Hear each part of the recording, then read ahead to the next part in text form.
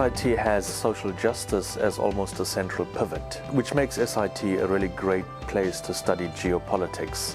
A student in the US might be accustomed to a uniquely north-centric view of the world, and coming to the African continent might disrupt a north-centric understanding of the world and give a student a perhaps uniquely global south perspective. And I think that is important for the kind of student that SIT attracts.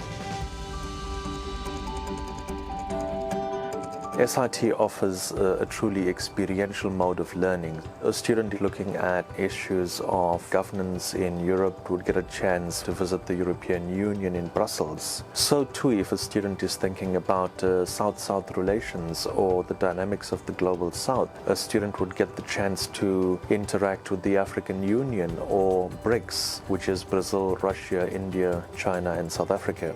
If a student is studying geopolitics based in South Africa, you get a chance to visit Mozambique, for example, or potentially Ethiopia and the city of Addis. And I think what this provides is an opportunity for a comparative Southern African perspective. And it continues in the line of being experiential. So not only does a student get to engage with the literature around these important subjects, but also gets to engage with the individuals and with the organizations linked to continental governance. We've had students on the program in South Africa who've come back and worked, for example, with Accord. It's the largest conflict resolution NGO on the continent. We've also had students who came out of our program and worked at the United Nations both in New York and in Geneva. We've also had several students who go on to work at the State Department and at embassies around the world.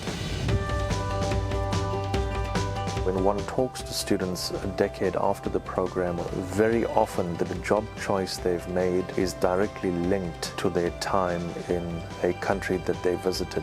It impacts greatly on those kinds of life decisions that they make.